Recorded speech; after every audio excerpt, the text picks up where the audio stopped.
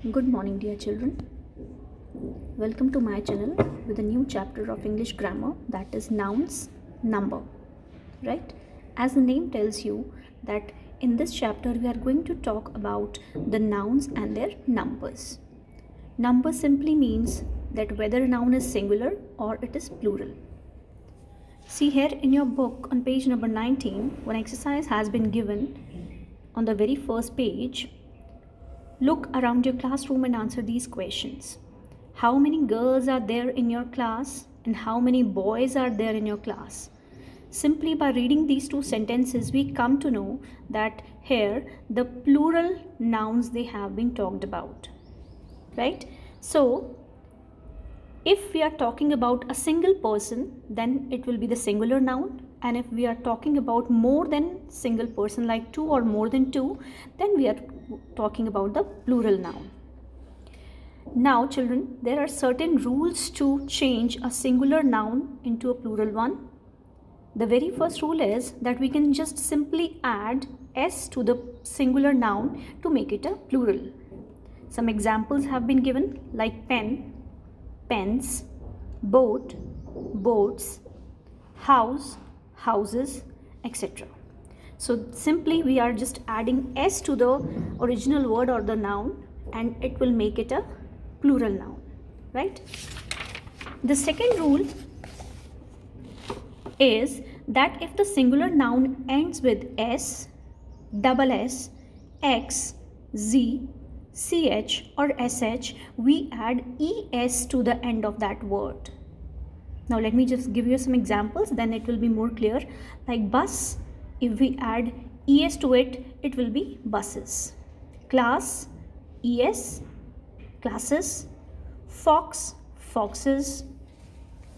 Quiz, see, z is at the end of this word, so es again, quizzes. Church, churches, likewise. So this is the second rule, that if the singular noun ends with these words, we have to add es to that. Third rule is, for most of the singular nouns ending with o, again es is added to that word again, right? Like tomato, tomatoes, mosquito, mosquitoes, domino, dominoes, potato, potatoes. So we are simply adding es to that word which ends with o in the singular form. Next rule is that if the singular noun ends with o, that form the plural by adding simply s also sometimes. Like photo, photos, studio, studios, video, videos. Likewise, here are many words given in this exercise. You can just read them out. Next is, if a singular noun ends with y, then we have to drop that y. Okay, we have to just omit it out and we will add ies to that singular noun.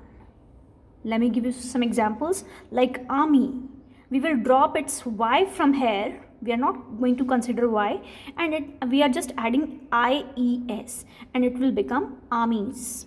Country, countries. Baby, babies.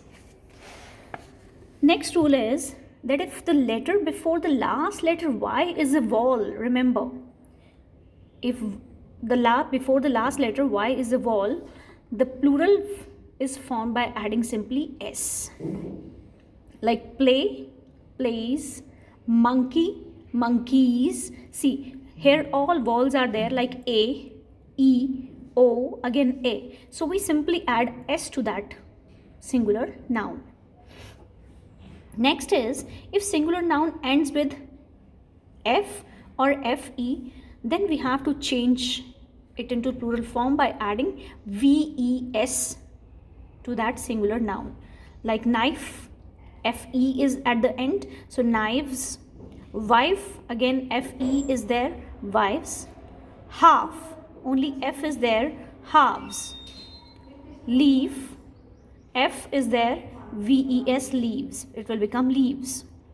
Next is, for some of the nouns that end with f or fe, the plural is formed by adding s.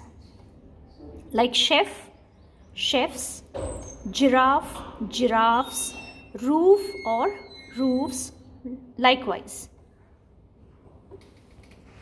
Now some singular nouns form the plural by just changing the inside vowel. Inside vowel, if we change it, then it will become a plural one. Like man, we are changing the vowel A with E, men, foot, feet, tooth, teeth, goose, geese, woman, women, mouse and mice. Right? So these are some of the rules which are given in your grammar book. You can just read them out. They are quite simple. Next rule is, when forming the plural of a compound word, we add s to the main word. Right? Example, compound word means it is having more than one word, like brother-in-law. So how we make the plural of it? That will be brothers-in-law. You will not write brother-in-laws, no. Brothers-in-law, right? Commander-in-chief, commanders-in-chief. Stepdaughter, stepdaughters. And this was all about the rules, and there are many exercises also that are given here on page number 23 of your grammar books. You can just solve them out of your own. They're quite simple, like dress, dresses, match, matches, shelf, shelves, information, informations. Likewise, you can just solve them out of your own. Try to solve them out, both exercise A and B in the book itself. Hope you enjoyed this video. Thank you so much.